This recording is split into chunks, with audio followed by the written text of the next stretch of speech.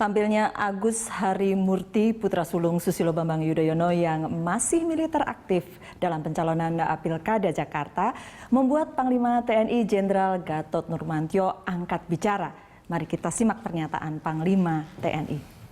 Aturan TNI, setiap anggota militer yang akan menjadi calon peserta pilkada, maka statusnya harus mengundurkan diri dari dinas militer.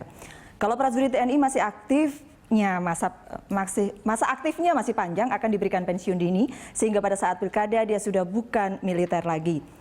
Iya, sudah pasti harus mundur, itu yang jelas. Dan tadi pagi sempat ribut bagaimana cara mundurnya Agus Harimurti, supaya saya tidak keliru. Nggak, kalau menurut aturannya mestinya pada pukul 13.00 hari ini, katanya itu yang kita dapat ya, Agus Harimurti sudah boleh mengajukan pensiun dini, jadi memenuhi seluruh syaratnya. Jadi tidak masalah. Jadi tidak ada masalah.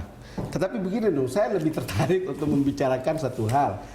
Pertarungan 3 poros ini, untuk saya kok ini hoki untuk Ahok. Karena dengan begitu adrenalin orang seperti Ibu Mega pasti fight untuk Ahok. Dia masih menyimpan masalah dengan Pak SBY pada tahun 2004 bukan?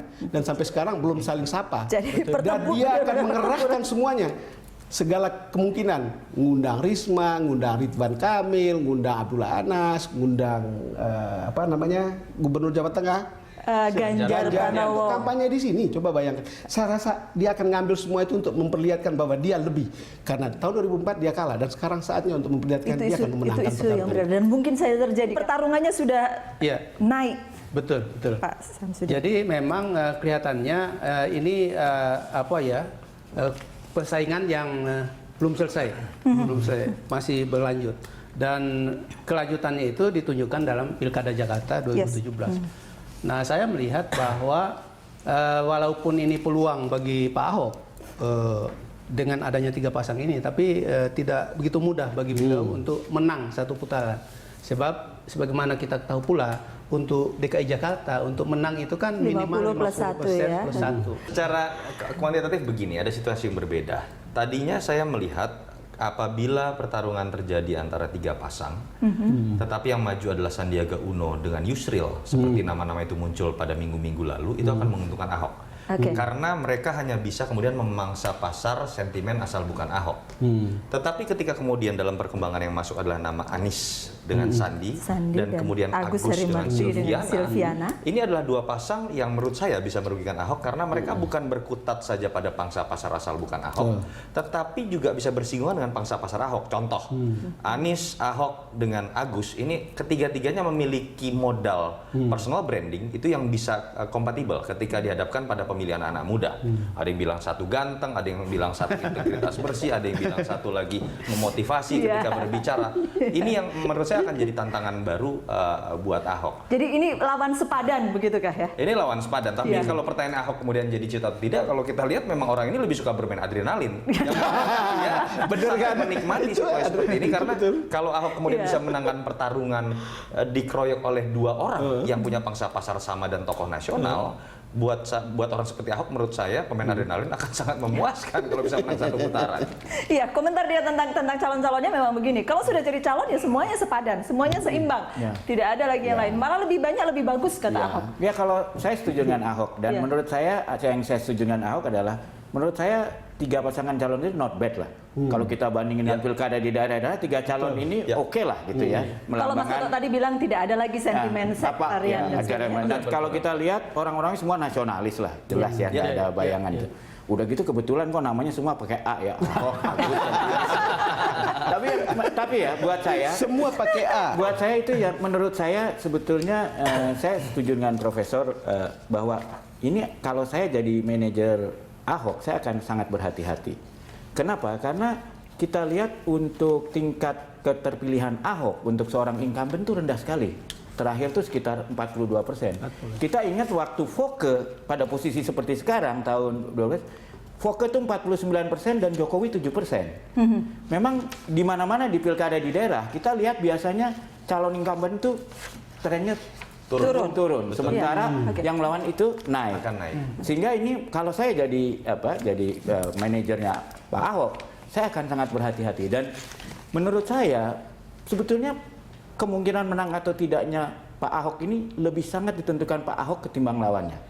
Kalau bahasa Inggrisnya tuh this election is Ahok to lose. Jadi kalau Ahok bisa mengontrol dirinya ya dan juga pendukung fanatiknya agar tidak terlalu agresif, agar bermain cantik, Ahok bisa menang bahkan di satu putaran. Oke. Tapi bisa nggak Pak Ahok mengendalikan dirinya dan juga menahan ancaman Pak Ahok itu adalah justru pendukung fanatik agresifnya, bukan dari pihak lawan. Bukan itu yang diminta oleh PDI Perjuangan, Bang Don? Menahan diri, gitu. Ya betul, menahan diri. Tapi juga tadi Mas Toto bilang, mungkin juga kalau juru kampanye lawan adalah gunakan isu sara, justru akan terbalik gitu. Jelek-jelekin Ahok juga akan menimbulkan arus balik untuk simpati. Plus minusnya, Pak Samsudin Haris, dengan 3 poros ini? Iya, plus minusnya tentu saja adalah bahwa kompetisi itu lebih indah dilihat ketimbang hanya head to head, hanya 2 pasang gitu. Sebab bagaimanapun kita juga butuh demokrasi yang enak gitu, yang damai. Nah, mudah-mudahan dengan 3 pasang ini isu-isu yang sifatnya sektarian itu tidak muncul. Nah, yang paling penting bagi Ahok kalau mau menang ya, memang menjaga jangan bikin salah sendiri gitu supaya ya. beliau tidak banyak ngomong yang kontroversial. Kalau olahraga itu unenforced error, jadi bukan musuhnya gitu loh. Bukan, maksud saya begini, kan masih ada satu faktor yang mungkin mempengaruhi survei. Mungkin Mas Junarto bisa jawab nih. Kan sebelum ini kan PDIP belum menyatakan dukungan kan. Saya tidak yakin bahwa setelah PDIP menyatakan dukungan itu turun. Jadi itu variabel yang mungkin juga akan sangat menentukan rebound atau tidaknya orang seperti Ahok. Jadi kalau dia sementara ini mungkin gitu. Mesin partainya akan bekerja luar biasa kuat nanti, 3-3-nya ini, mau tidak mau. Mesin partai saya pikir tidak menjadi faktor utama, tetapi Sekarang ini, partai ID kita sekitar angka 20%. Kalau kita mau cari 2 partai yang masih memiliki mesin politik, memang PKS dengan PDIP. Betul. Dan itu yang tadi menjadi misteri ya, ketika Ahok sudah dinyatakan resmi oleh PDIP, Perjuangan, bagaimana kemudian efeknya secara elektoral dibandingkan dengan survei-survei sebelum kan yang berada dalam posisi Ahok masih menjadi tanya-tanya besar, maju atau tidak oleh PDIP. Tapi saya tadi menarik juga apa yang dikatakan Mas Bambang.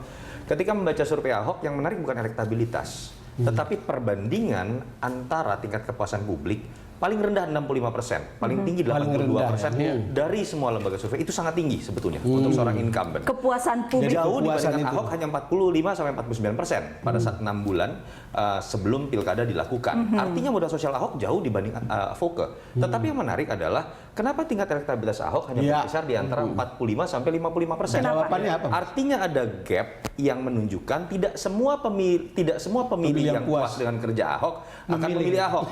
Spekulasinya kan ada 2. Pertama, saya pikir kita harus akui mungkin ada faktor primordial, tinggal pertanyaan seberapa besar. Faktor kedua mungkin juga bisa yang disebutkan Mas Bambang, Ahok sedang bertarung dengan dirinya sendiri. Para pendukung Ahok sedang bertarung dengan dirinya sendiri. Bisa-bisa sering buat enforced error. Unforced error. Jangan bikin unforced error. Kami akan kembali untuk Anda sesaat lagi.